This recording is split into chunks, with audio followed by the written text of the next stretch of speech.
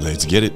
This is Life's Essential Ingredients with Jeff and a Mike, where we hope to inform, inspire, and transform lives, one essential ingredient at a time. Welcome to the show.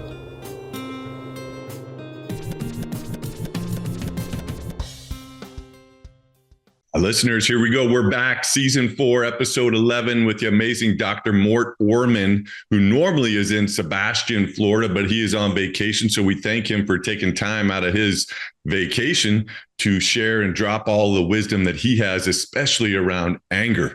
It's going to be an incredible episode. So I encourage you to take out a pen and some notes. And I'm always doing that. If any of you are watching us on YouTube, my head is down because I'm writing the whole time. Mike and I started this show just so we can kind of help each other and hopefully help a listener or two. But it's been an amazing journey for us, and can't believe we're in season 4. And if you're new, you might not know that this podcast is part of a nonprofit. The nonprofit is called C4 Leaders, and we're the only nonprofit to utilize the pizza making process to create space for our companions to be seen, heard, and loved.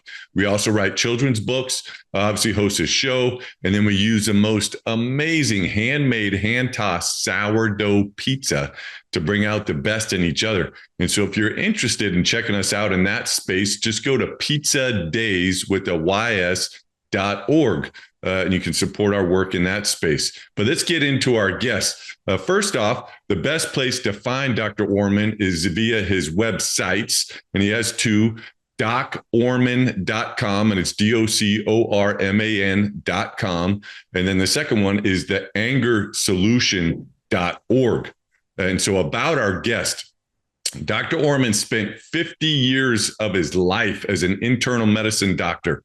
Unfortunately, several of his early years of being a doctor were spent being angry. Being a good doctor, Dr. Orman studied anger management, put in work to deal with his anger, but nothing seemed to help. So Dr. Orman decided to look deeper at himself, and over the next 40 years became an anger elimination expert. He has written 23 books on how to eliminate anger and stress without using drugs, relaxation, exercises, or other traditional management techniques. He is the creator of the 10-session Angry No More Anger Elimination Program, the Anger Internal Causes Framework, and the Ultimate Anger Elimination System. Dr. Orman has led more than 100 anger and stress elimination workshops and is passionate about helping all people find internal peace. Thanks for your 50 years of providing healing and education. Thanks for overcoming your anger challenges and for having the courage and desire to help others do the same. Welcome to the show. Well, thanks for having me, Jeff. I look forward to this conversation, and hopefully we'll have fun and pass on some wisdom to your audience. Definitely will. And I love our intro where we hope to inform, inspire, and transform. And I would say that happens every episode. And I'm so excited to get into your expertise because I just think there's not a lot of tools out there. And I know in researching you, you have a lot of practical tips, and so excited for the listeners to get those skills from you. But if you're new to the show, again, we always start with a thought of the day. And this one is from Johnny Unitas. And here we go. Mm-hmm.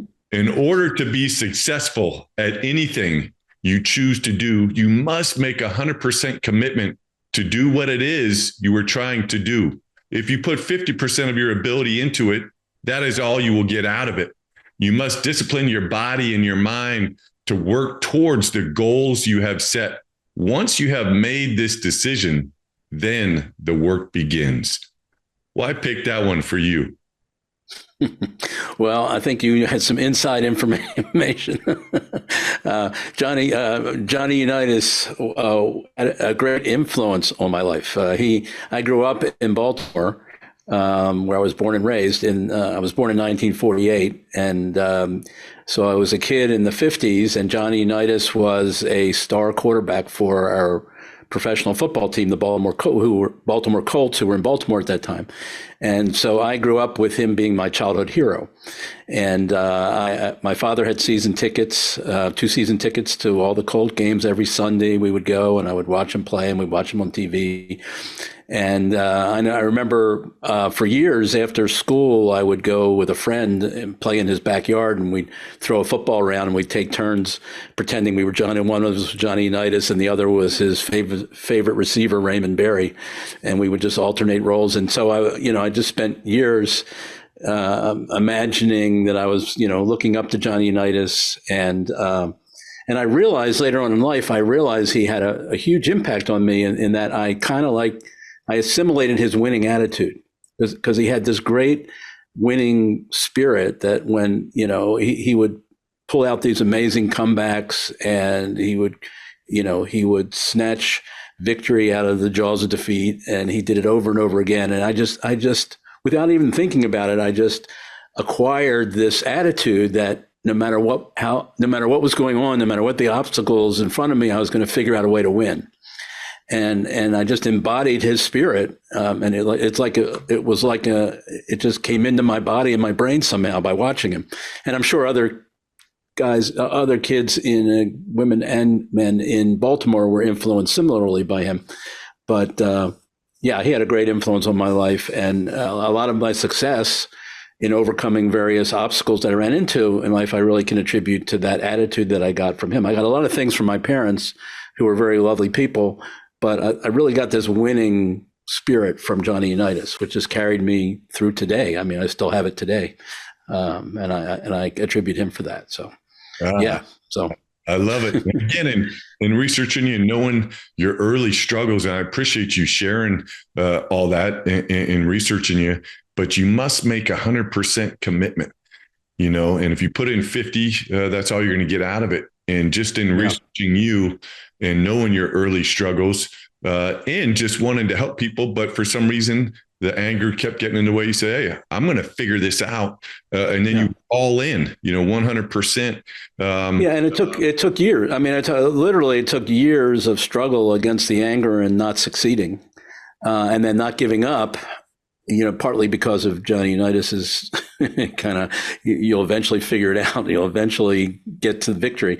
And then I got into personal development work, and spent several years in multiple programs, and cobbled together insights from different programs and different people, and eventually figured out what was going on that I hadn't been able to understand before about anger, particularly what was going on inside me that I didn't really have a window into. I couldn't really see what that was until I eventually figured it out. And then once I saw the full dynamic, once I understood where my anger was actually coming from in a new way, so, now I can step in and do something about it that I really couldn't do before, because I was missing some of the puzzle pieces, So it was really, I was actually the most surprised person in the world, because if you'd asked me back in my 20s and 30s, did I ever imagine a day when I wouldn't be an angry person? I would say, I don't think that's in the cards for me. I think that's part of my personality. I think it's in part of my, who I am, and I didn't ever expect that it would change, particularly when I tried all the standard anger management stuff and kept failing and failing and failing. I just assumed I was always going to be this way. And to have that major transformation, to go completely to the other side, where I literally, after a while, stopped being angry at things that used to anger me easily, I couldn't believe that I was able to do that. And then I realized I had that ability all along. I just didn't know I had it.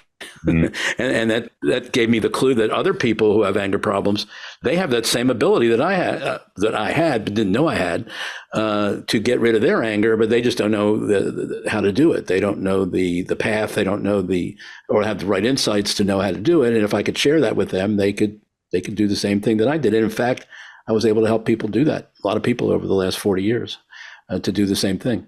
Yeah. And we're going to scrap the playbook, so to say, because yeah, we're going for a touchdown right out of the gate, because I'm just so curious with everything that you're sharing, and I knew we would eventually get into it. But if I'm a listener tuning in, I'm like, man, all right, let's go. We need to just get into this right now. Sure, happy to share what I learned.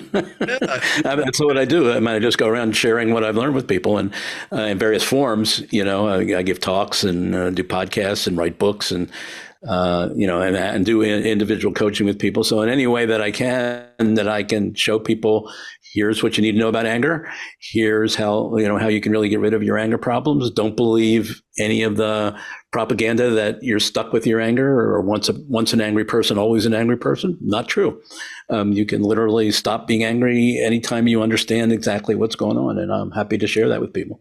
I love it. So you said so many key things, but one of them that jumped out is you just didn't have the awareness, and so much of life's essential ingredients in this show, and talking to so many incredible guests over the years. Self-awareness seems to be something that just comes up, and it seemed like that was one of the keys in you taking that first step towards transforming yourself from someone who was always angry, who perhaps wasn't even aware that anger was having the influence it did on their life. And then now all of a sudden, boom, I have this self-awareness, and now I'm able to take step towards kind of dealing with that. Well, it wasn't that I wasn't aware of the negative impacts of the anger on my life. I was well aware of that. It was ruining my relationships. It was causing all kinds of problems for me, so I knew it wasn't good. And plus, I was seeing patients. And over time, and you see what happens. You can recognize the angry patients in your practice, and you see that they have more health problems, and they get addicted to substances more often, and they have business failures, and they have divorces, and you see all that stuff. And you see, if I keep on the same path of being angry for the rest of my life, I'm going to probably end up with a lot of these consequences too. So it wasn't that I didn't have the awareness of the negative aspects. What I didn't have the awareness of is how I was generating the anger inside of me. I was always looking at the things outside of me that were bothering me or that were triggering me to be angry, but I didn't have any awareness of how my brain was making me angry, and exactly how it was doing that. What's the formula, what is my brain using to make me angry? And I had no awareness of that whatsoever until I did. And then once I did, that kind of unlocked the whole mystery. Okay, now I see the whole picture. Now I see the whole field. Put it in a Johnny Unitas analogy. Now I see the defense and what it's doing, and now I know how to attack it. I love it. So yeah, how did you identify the triggers? Yeah, well, it's interesting because there's the external triggers that we all see. So when we all say, okay, I know that triggered me, every time this happens, I get triggered. Or when somebody does this, I get triggered. When this happens, I get triggered. So we know the external triggers, but what we don't understand is the external triggers are triggering internal triggers. And it's the internal trigger, things that get triggered inside of us, that creates the anger, not the external situation. This is why you can have two people standing side by side witnessing the same event, and one person gets angry, the other person doesn't. It's not the event that ultimately produces the emotion. It's the internal, what gets triggered internally by the event, that actually creates the emotion. Okay, so we kind of intuitively know that it can't be the event by itself. It's got to be internal factors, but we have like a big blind spot about, well, what is that? How does that work?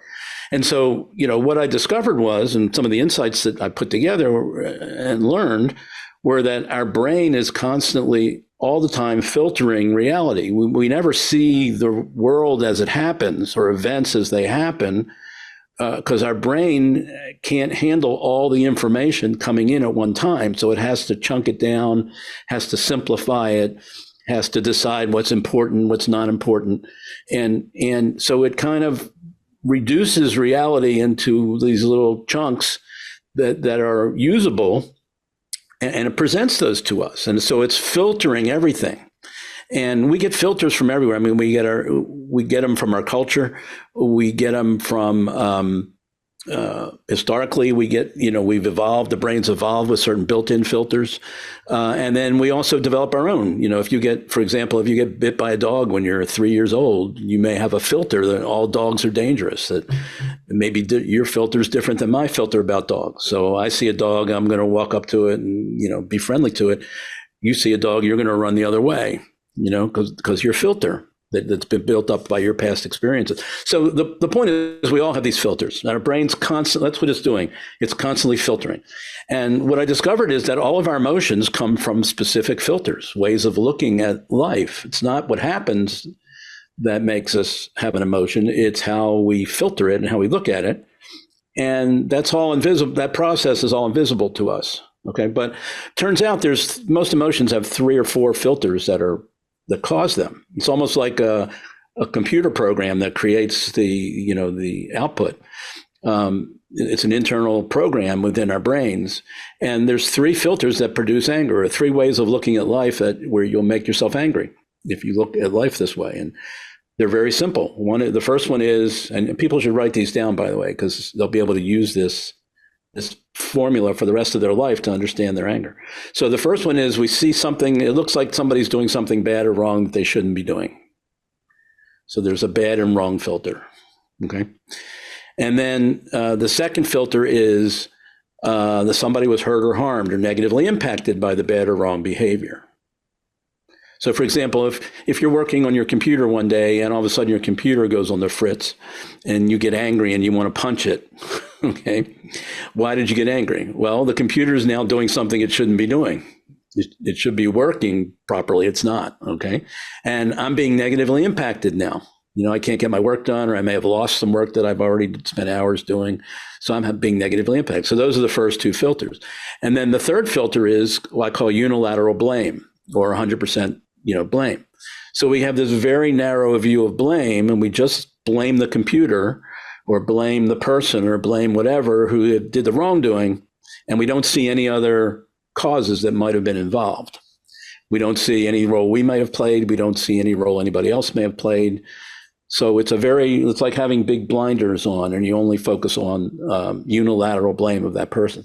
So those are the 3 filters that create anger. If you look at anything in life through the filters of somebody's doing something bad and wrong they shouldn't have done, they're hurting or harming someone, either me or someone I care about, and they're completely to blame, then you're angry at them, and you want them to either admit that they, what they're doing and stop it, or you make amends, or maybe be punished or something like that, or have some consequence for their bad behavior. But that's how anger gets created in all human beings. And it's interesting because it doesn't matter. There's thousands and thousands of external triggers that can make a human being angry, and different human beings angry for different triggers. But they all ultimately come down to the same internal formula. It's always there. It's always somebody did something bad and wrong. Somebody was hurt and harmed. Somebody was 100% responsible or to blame. So when I found out that that's where my anger was coming from, and I was able to verify, every time I'm angry, I'm actually looking through those, I'm thinking about the situation or perceiving the situation in those ways. I said, that's okay. That's why I'm angry. But now the interesting thing is, what I subsequently discovered is that a lot of times one or more of those filters isn't correct. It may be distorted. It may be missing key pieces of information that the brain filtered out, or that wasn't available to me. And so a lot of times these filters are wrong, but we don't know that we're looking at filtered reality. We think we're looking at real reality, true reality. And B, we don't know the questions to ask to determine whether the filters are correct or not. But now with those 3 pieces of information I gave you, you know what questions to ask. Is it true that the person or the thing really did something bad or wrong that it shouldn't do? Is it really true that somebody was hurt or harmed or negatively impacted? Well, maybe somebody was hurt, but how big a hurt or harm was it? So it's different. There's a difference between somebody's feelings being hurt for 15 seconds and somebody losing an arm or a leg. There's completely different dimensions of hurt. So somebody's feelings getting hurt for a few seconds is really kind of trivial and not all that significant. But so the question, did somebody have a major hurt and harm, a real hurt and harm, or was it like this? Did they imagine a hurt, or were they oversensitive to something? So there's all these ways that you can interrogate your filters to see whether they're true or not. And then the one about unilateral blame is hardly ever true. It's hardly ever true that that person who did whatever they did was isolated in a vacuum and totally did that on their own. There are other forces in play that played a role in why they did what they did. A lot of times we play a role. We may have done something if we're in a relationship with somebody, for example. It's always the case. It's never the case in a relationship that one person is 100% responsible or to blame for a problem that occurs or a conflict that keeps happening. It's always shared responsibility in one way or another. Now, it could be 90-10, it could be 70-30, it could be any variation of that, but rarely it's 100% zero. So these filters are frequently flawed, and we don't appreciate that. And we think we're looking at the truth. We think we're seeing the truth. And based on what we see and believe is true, then that's what we're getting angry about. Okay. And if you take the time to go back and circle back and interrogate these filters, you'll often find holes in them, distortions in them, untruths in them. And then when you do that, your anger just disappears like magically. It's amazing. You don't have to punch a punching bag. You don't have to run 5 miles. You don't have to do any of those things. You just have to see the situation more truthfully compared to the tricks that your brain is playing on you when it's making you angry.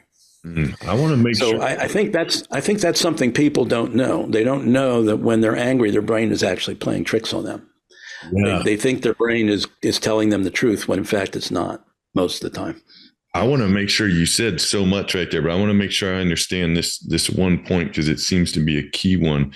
The flawed filters that we have. And yeah, I've heard that many times before, and up to like half that 47% of the time we're wrong, Yeah. And so knowing that, are your questions that you just stated, the 1, 2, 3, are those that answer towards not having the flawed filters? I just want to make sure they're the whole secret. That's the whole secret to eliminating anger. If you know what's causing it internally, and you know that's filters, and you know that the filters are often flawed, then the secret is go find the flaws. Go find where you're being misled by your brain and figure out what's really true. And when you figure out what's really true, you won't be angry. You're only angry because your brain is tricking you. It's making you think that these flawed filters are complete and completely true. And usually they're not. But let me give you an example everybody's had. Everybody knows this is true. They've had this experience. So you make an agreement with somebody, to meet you somewhere, to transport you to something really important, and you impress upon them how important it is, and they say, "Oh, definitely, I'll be there on time, no problem. You can count on me." And then you're there on time, and they're not. Okay, and 5 minutes go by, and now you're starting to get angry, and then another 5 minutes go by, and you could miss this important thing, and you're imagining all these things about how they're totally irresponsible. You should never have trusted them in the first place. You can never count on them, and you're working yourself up with this whole scenario of how irresponsible they are. Okay, and then they show up, after 10 minutes or so, and they're all apologetic. They have this completely understandable explanation. They got caught at a major traffic. They left a half hour early. They were being totally conscientious, tending to be there well early, and something came up that they couldn't control. And once you get those missing puzzle pieces that your filters didn't give you, your filters were busy creating this scenario of how irresponsible they were and how they didn't treat it, seriously. And then you find out that was wrong. They actually did. And something came up, and you realize, well, that can happen to anybody. Okay. You're not angry anymore. And your anger just disappears instantly because you saw the situation. They gave you the information you were missing. Now you have more information. Now you see the situation as it actually happened. And now it's understandable. It's not something bad and wrong that they did. They didn't, they weren't not taking it seriously. So you had a filter that was faulty, but it made you angry during those 10 minutes. and you kept, working it up and that kind of stuff. So that's how it happens all the time, except, we don't always have that opportunity where somebody comes in and says, here are the missing puzzle pieces that you don't have, okay, to fill in the gaps. We have to now do that kind of work ourselves, which is tricky when you're trying to debate your own, brain that's telling you something that's true. And you're going like, you have to go like, well, wait a second, maybe it's fake news. Maybe my brain is giving me fake news. Oh, yeah. Which it does a lot, by the way. Yeah. Yeah. And so a couple other things that just questions from your 40 years of experience in this area. And have you seen a difference or an increase in the blame component of these filters due to the influence of technology and our amygdala kind of firing way more perhaps than it used to, just from us always kind of being on guard and kind of being a little bit defensive and looking to push whatever feelings, emotions, blame, anger from that influence? Have you seen an increase in the clients that you take care of and the people that you see around the blame kind of component of this? And then I'll let you answer that. And then I got another follow-up question on that one. Yeah, I would say the answer to that is yes and no, because all of these filters, those 3 filters I gave you, they're all part of a very primordial brain mechanism. Okay. The brain developed very early on, millions of years ago, this quick ability to do either or thinking. Black, white, right, wrong, good, bad, danger, no danger, run, stay, all these decisions that had to be made back when we were cave people, and you had threats all around you all the time. You had to make these very fast decisions and you had to size things up like immediately with little information. So the brain, evolutionary wise, has inborn either or processing capabilities that are lickety split fast. And we see the world through that. We're making these quick decisions because our brain has been trained to do that. Now, you take that tendency that's always been there in human beings. We've always had this tendency, credit, blame. Okay. You see things as either, or innocent, guilty, whatever it is, these quick things. It's always been there. And it's throughout human history. People do that, gravitate to that very easily. And then you throw in social media, and then you throw in all the ways that the media, makes us angry by feeding us stories of blame and stories of wrongdoing. And they know this mechanism. The media knows these 3 filters because their business model is make people angry, make people anxious. So they'll be emotional and then they'll click our links or they'll buy our papers or whatever, read our articles. And so they know how human emotions get created because they're in the business of creating them. And they're constantly flooding us with stories of blame, and they're reinforcing this whole mechanism. They're training us to practice thinking about blame, thinking about wrongdoing, thinking about harm. Okay, so they're feeding into the normal biologic tendency that our brain already has, and there's more exposure to that today with social media amplifying all that stuff. So I think it's getting into people's brains more frequently and more in a sticky kind of a way because of the technology that's available today. So it is making us crazier, angrier, unhappier, all this kind of stuff that we're seeing. And you can't discount the role of technology, but it's also it's tapping into a basic biologic tendency that we all have and our brains have. Mm-hmm. Well, thanks for clearing that up for me. And then I think it's important too to define the difference between anger and like irritability, for the listeners of, anger. I see anger as a sort of a continuum. There's mild anger, which I would call like annoyance, irritation, impatience, that kind of stuff. And then there's on the other extreme, there's like full blown, raging anger, uncontrollable, anger, hostility, punching things, harm, destroying things. blowing up things, whatever, so there's that that wide spectrum. And then there's this stuff in the middle, which a lot of us experience, bouts of anger that are kind of medium size or medium intensity. So you can have all these different kinds of anger. But interestingly, it doesn't matter whether it's a mild form or a road rage or something like that. They're all being caused by that same three filters. It's just the intensity of the response can be different in different situations, different contexts, or with different people, based on how they were brought up and what their life experiences were. So some people grow up in family, and some people don't even feel anger when they are angry. They've learned, maybe in their family it was taboo to express anger, so they grow up and they don't feel it. They've learned how to not feel it. I know, being trained as a doctor, I was trained to not feel anxiety. You don't want your doctor to be anxious when there's a crisis. You want your doctor to be confident and competent and be able to step in and take control and do whatever needs to be done. You don't want somebody going, oh, this is scary. That doesn't build confidence. So we're trained to suppress, our emotion, and that we don't. When you go through 7 years of training to be a doctor, at the end of it, you don't feel anxiety anymore. Even though a normal person would be very anxious in those situations. So it's possible to teach people how to not experience their emotions. And some people grow up in families where or cultures where that's where they learn how to not experience their anger. And then there's a whole other group that may feel it, but they've been taught not to express it. So and that's a big problem for women. Women in our culture today, women have sort of been told it's not a good look to be angry. But for men, you can go around, be angry and punch things and, demonstrate your anger, and then that's okay.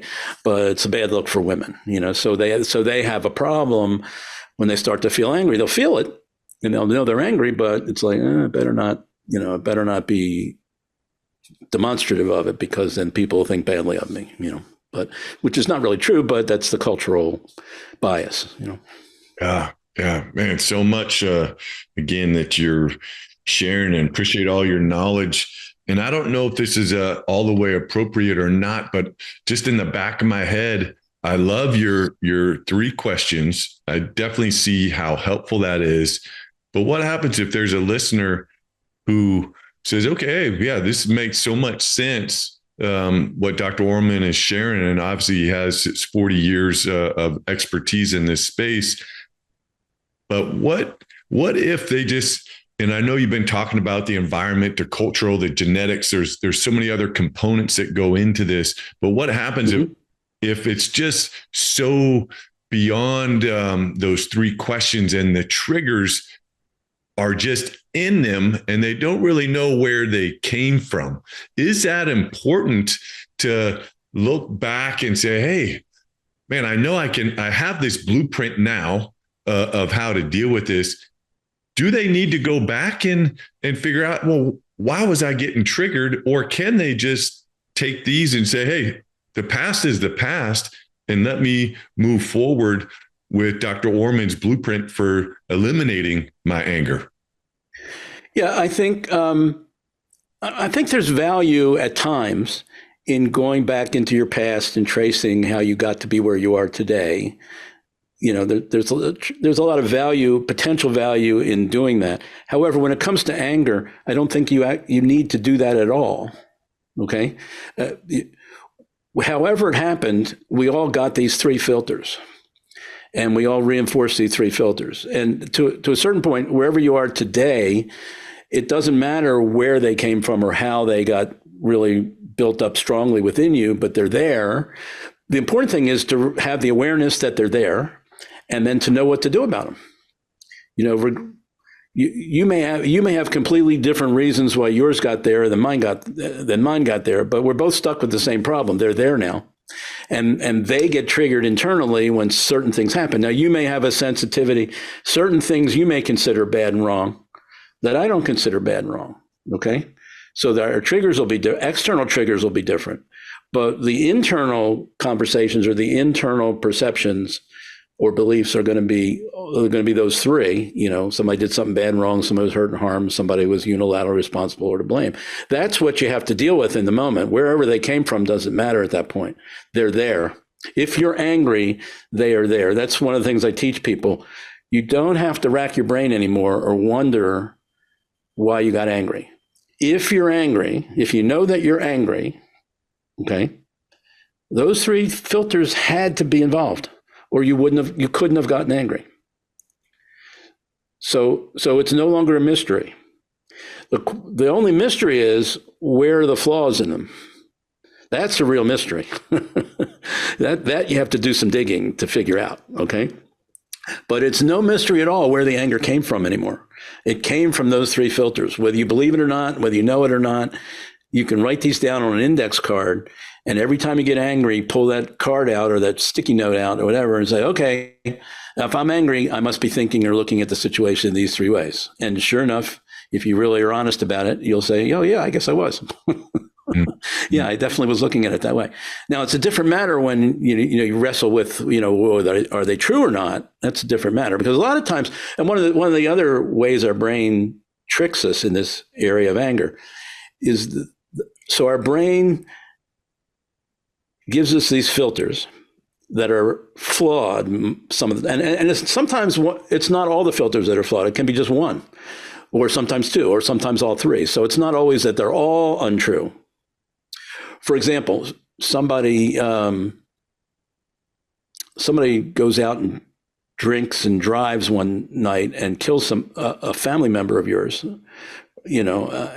and your natural reaction is to be angry at that person for doing that. Well, if you look at the second filter, somebody was hurt and harmed, there's no denying that. There's no way that you're going to convince yourself that that isn't a true filter, or that filter isn't true.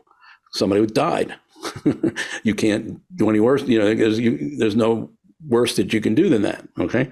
So that one's going to be a given. Okay. The other ones you have to investigate as to whether how true they are or not. But so I'm saying that it can vary like that. But so that's the tricky part. The tricky part is telling the truth, but you always know where the anger is coming from, or you should, as a result of this, listening to this discussion and writing down those three things. You now have a way to always be more self-aware than you ever were before of where your anger is coming from, and then you can decide what you want to do with that. And if you want to use this method of sort of investigating the truthfulness of those things. And you'll find, if you practice with this and try it, you'll find that when you do find holes or flaws in the filters, your anger will just drop away. Now, it may come back 5 minutes later. Your brain may send you the same story 5 minutes later and make you angry again, but it's still the same process. Okay, well, is it true or not true? And then a lot of times the second time, third time, fourth time, it's easier because now you can recall, okay, I looked at this a few minutes ago and I saw what was wrong with it. And now I can remember that and I can make the anger go away again. So it's a process where you have to practice. It's like, developing a new muscle, developing a new skill set. And it took me like 18 months to get really good at it once I figured out what was going on back 40 years ago. But I can tell you the last 40 years of my life, I've had very little anger. And if I do get angry on occasion, I know exactly where it's coming from now. I know exactly what questions to ask, how to step in, how to discover where the flaws are, and boom, I can make the anger go away. So I can't remember the last time I went to bed angry, because something happened. If I get angry, it lasts 15 minutes max. I know how to decipher what's going on and figure out what's going on and say, okay, I was wrong here, or I was wrong there. Okay, good. No, nothing to be angry about anymore. No problem. Again, and it's a skill. Yeah. We thank you for coming on the show and sharing your wisdom and your knowledge. And I want to move on because there's so much other stuff that we need to talk about. But again, listeners, we're with Dr. Mort Orman, his website, docorman.com, theangersolution.org. We haven't even got into it because I've been just fascinated with exploring, your subject matter, but he's the author of 23 books. And so make sure you go on to Amazon and you can check those out. And I don't even know if they're on your site, but most of the time people just direct people. They're not on the site, but there are a number. Many of them are on Amazon, not all of them, but many of them are on Amazon. Yeah. I was checking them out and reading some of the reviews. It was a lot of great reviews out there for so many of your books, and just the practicality of what you offer to help people, which is evidenced, in our conversation right here. I really feel like you've given me the skills with those 3 questions to be able to see anger in such a different way. But I just have one little follow-up question. It might be a whole different subject, but I think it ties in. It's a couple minutes late now, but where does forgiveness, come in? Let's go back to that example, of a drunk driver, unfortunately killing, a family member. Where does forgiveness come in with anger and kind of getting over that part? Well, I see anger and forgiveness as the 2 sides of the same coin. To me, forgiveness just means you're holding on to the anger. You haven't been able to let go of the anger. So something you're upset about, you're angry about, you're holding somebody responsible or to blame for a wrongdoing that hurt or harmed you or somebody else, and you can't let it go. And as long as you keep seeing it that way, there's nothing you're going to be able to do that's going to make you actually forgive. Now, you may say the right things. You may know that forgiveness is a great thing to do, that it's hurting you more than it's hurting the other person, all that stuff. But in your heart of hearts, you're still angry and you still haven't forgiven. Okay? And the only way you forgive is when you're able to tell the truth about the situation so you see it differently than the way you've been seeing it for the last 5 years, 10 years, 20 years. I had an example of a man that I worked with many years ago who, when he was 5 years old, he developed rheumatic fever of the heart. And back then, there was no really good treatment for it other than putting kids in institutions for a year, putting them at bed rest for a year, taking them out of their family, and putting them in an institution, and then the heart would heal. Okay, so this kid got rheumatic fever. The doctors came to his parents and convinced them that that's what they had to do. They really didn't like the idea, and they were really upset about having to do that to him. But they knew it was the only thing that could help him. But meanwhile, he's in there the whole year, and the parents rarely come to see him, and he feels totally betrayed by them. And then he gets out and he's okay, but he continues to harbor this anger at his parents for, just sort of turning their back on him and betraying him, as he thought. That was what his filters were telling him. And when I saw him, he was like 45 years old. His father had died. His mother was still alive. And he's telling me about this anger he still has as his parents about that situation when he was a kid. And I said to him, did you ever go to your parents, when they were alive, your father was alive, or now with your mother, and ask what was going on for them, how they felt about the situation and why they did what they did? And he said, no, I kind of assumed I knew what was going on. And I said, well, I think it wouldn't be a bad idea if you went to your mom and sat down with her and asked her what it was like back then. And so he did. Fortunately, he took my advice. He did. And I came back the next time I saw him. It was amazing. His mom told him basically that her and her husband were so distraught about having to put him in that place that they were so filled with guilt that they just couldn't imagine looking at him, and just, it made them feel so bad that they stayed away because it was so upsetting to them that they had to do that. And he never understood that perspective. And as soon as he realized why his parents did what they did and knew the truth about it, as opposed to what he made up in his head, that they had abandoned him, they didn't care for him, they just tossed him out and pretended he didn't exist. As soon as he realized that was all false, he realized that he had been angry for 40 years for nothing, for a fantasy that he made up in his head. And that the real truth was his parents really loved him, cared about him so much that it was so painful for them, to even set eyes on him, that they couldn't bear to do it. And once he realized once he realized he had seen the situation incorrectly, now he saw it more truthfully, his anger 40 years of anger just disappeared in an instant. Okay. Incredible story. Yeah. Yeah. There was total forgiveness. because there was nothing to forgive. They didn't do anything wrong. They were just being basic human beings who had, something they were struggling with, just like he was struggling with something. So that's forgiveness. Forgiveness is not something you have to do. You don't have to work at it. You don't have to force it. You don't have to think it. You don't. If you see the situation more truthfully for what it actually was, as opposed to what distorted view you might have of it, then there's nothing to forgive. It just isn't anger producing anymore, and the forgiveness just happens automatically. So that's how I tie the two of those together. Thank you for that. I'm just kind of curious to change it up here a little bit. Don't take this the wrong way, but you've lived a few years, and you've written 23 books. You continue to get on podcasts, and I have no idea what your financial situation is, but I'm guessing from your career, you're doing fine, and you probably don't need the extra income. But I mean, I could be wrong, and that's not the whole point. Yeah, I could. I live in Florida. I could be playing golf every day, which I love to do. Yeah. And I don't. I play once a week because I've got more interesting things to do. Yeah. So that's kind of my oddball kind of question.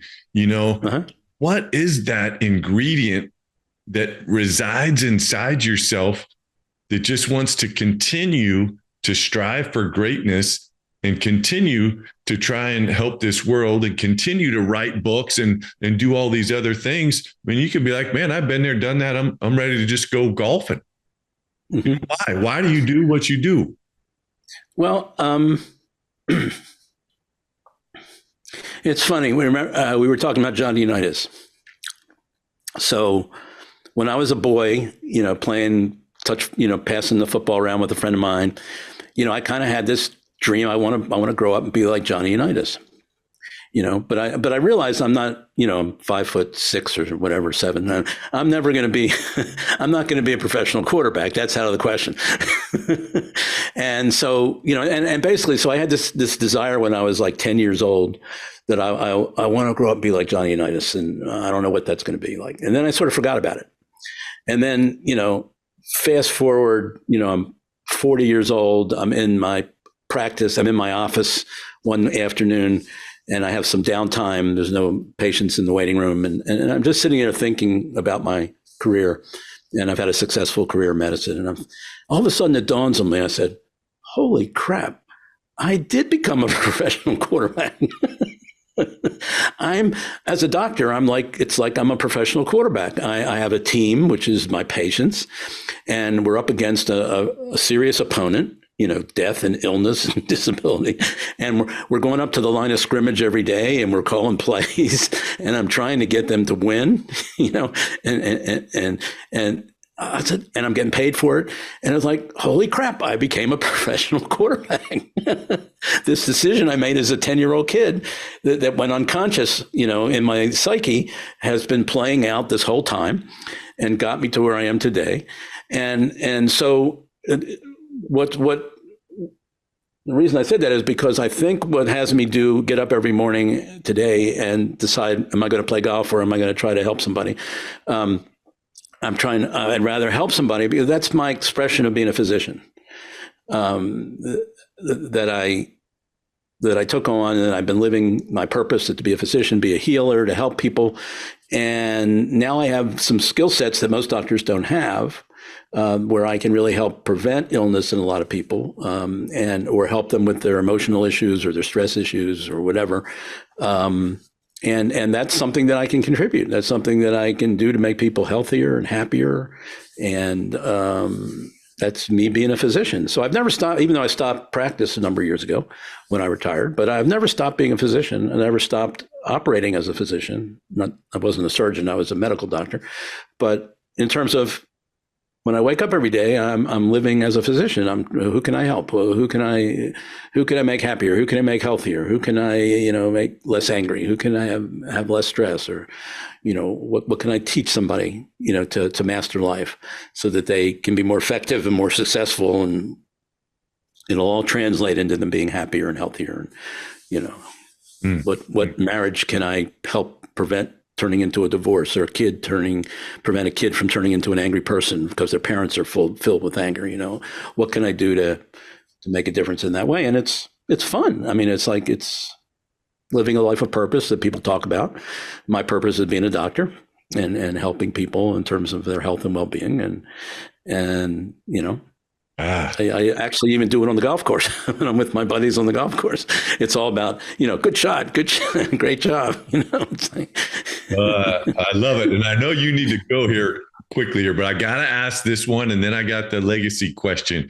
Okay. But in a message that you sent to me through Podmatch, and thanks Podmatch for sending some incredible guests to us. But you're in the process of your own series of educational videos and mastering life called Slices of Wisdom, based upon a pizza concept. So I got to hear what if, I don't know if it's going to take too much time. You give me the No, I can do it. I can do it in short. Yeah, really, that's one of the things that I connected with you on immediately when the pizza analogy, because I had, previous to meeting you and having our first discussion, I had decided I was going to I have more things in anger and stress that I've learned in life that I can want to share with people. So that are all under the banner of, let's say, life mastery, different challenges in life that we want to master. And so I've always imagined that, my legacy will be, I'm going to create the Orman Life Mastery Institute. And under that umbrella, I'll have all my anger training, all my stress training, all my relationship training, all my other trainings that I have for people. And it'll all be under this banner of Orman Life Mastery Institute. And I thought I would do a series of videos. And I was thinking of, each, short videos, maybe 2 or 3 minutes each. And it's kind of like a little slice of wisdom. Each one will be a little slice of wisdom. Instead of trying to bite off the whole pie at one time, here's a little slice of wisdom here, a little slice of wisdom there. And I was thought of the pizza analogy, and that would be like the motif that I would adopt. And then you came along with this, you had adopted this pizza motif. And it was just like immediate connection, because we're both at teaching principles. And the other thing I like is that you're trying to reach kids. And I want to do the same thing. Part of my mission is to get this like anger methodology into middle school, high school, where kids can get these concepts very early in life to help them. So there was a real synergy there that I noticed. It was kind of a surprise between you and me, which is why I wanted to do this podcast with you. Yeah. And it's been amazing. Well, definitely, we're going to have to collaborate. Something. And it's a little bit of a long drive, but I'm going to make a trip out your way eventually with the pizza truck. So we'll have to do something together to help some kids out in your area. All right. Sounds good. On that. But hey, we're going to get you out on time. We're at the last question of the podcast, and it's been an amazing episode. But John Alston has a quote that I love to leave people with, and here it is. The only thing you take with you when you're gone is what you leave behind. And you still have a good many years left in you. But now all of a sudden we're fast forward 20, 30 years, and you're getting ready to take your last breath. And you're surrounded by all the people that have been essential in your life. What is it you want to leave behind with them? Well, like I said, I want to leave behind the Orman Life Mastery Institute, take everything that's in my head that I've learned and put it there to make it accessible to people. And I have a daughter who's 37. She lives 30 minutes away from me in Florida. And I have written so much stuff over my 40 years. I've written those 23 books. There's 10 more books I've been co-authors of. I've been writing like blog posts Monday, Wednesday, Friday, every day since 2011. So I've got thousands of blog posts. I've written articles. I've written short reports. All this stuff on my computer that I've written. Okay. And so I've taken it, put it all in a folder, and put it on one of those little portable little thumb drive. Yeah. Thumb drive. Okay. And I've given it to my daughter. Plus videos. I got tons of videos all over the place on social media, whatever, with little bits of it. I can put it all today on a thumb drive and just hand it to my daughter and say, when I'm gone, here I am. You can access me anytime you want. Yeah. Oh, man. I love Yeah. it. Again, we're season 4, episode 11. Dr. Mort Orman, visiting from Washington, from Sebastian, Florida. Reach out to him. Definitely, if you want some help with any anger or so many other parts of life, docorman.com. Also, the angersolution.org. He's got his 23 books that you can find at Amazon, and obviously just a wealth of knowledge. And we thank you so much for being our guest. And listeners, you know how we do it. Boom, baby. That just happened. We out.